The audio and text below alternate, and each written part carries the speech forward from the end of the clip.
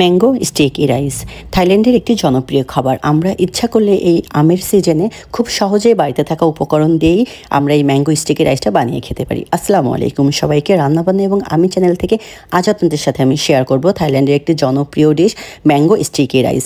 এবং আমাদের স্বাদ ও সাধ্যের কথা বিবেচনা করেই আমি এইভাবে ম্যাঙ্গো স্টিকি রাইসটা তৈরি করব। এর জন্য আমি নিয়ে নিয়েছি চিনি গুঁড়া চাল 1 কাপ পরিমাণে মেপে নিয়েছি। চালগুলো ভালো করে ধুয়ে 2 কাপ পরিমাণে নারকেলের দুধ দিয়ে কিছুক্ষণ আমি ভিজিয়ে রেখেছি।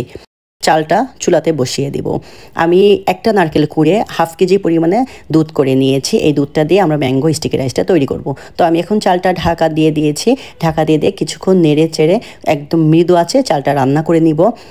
নারকেলের দুধ দিয়ে চালটা ভিজিয়ে রান্না করলে চালটা একটু মাখা মাখা হয় এবং বেশ আঠালো একটা ভাব আসে, যেটা স্টিকি রাইসে পাওয়া যায়। তো এই জন্য আমি এইভাবেই রান্নাটা করে এখন আমি ম্যাঙ্গো সসটা বানিয়ে নেব। এই জন্য 1/2 কাপ পরিমাণে কনডেন্স মিল্ক নিয়েছি এবং বাকি থাকা যতটুকু নারকেলের দুধ অবশিষ্ট আছে নারকেলের দুধটুকুন দিয়ে দিয়েছি। দিয়ে ভালো করে নেড়ে চেলে মিলিয়ে নিব।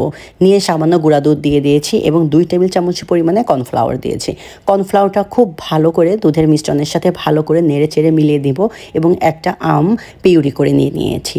নিয়ে এখন চুলাতে বসিয়ে দিব। চুলাতে বসিয়ে দিয়ে আমি জাল করে অপেক্ষা করব ঘন হয়ে আসা পর্যন্ত। ঘন হয়ে আসলে তৈরি হয়ে যাবে খুব মজাদার একটি সস। এই সসটাই হচ্ছে ম্যাঙ্গো স্টিকি রাইসের মেইন আকর্ষণ।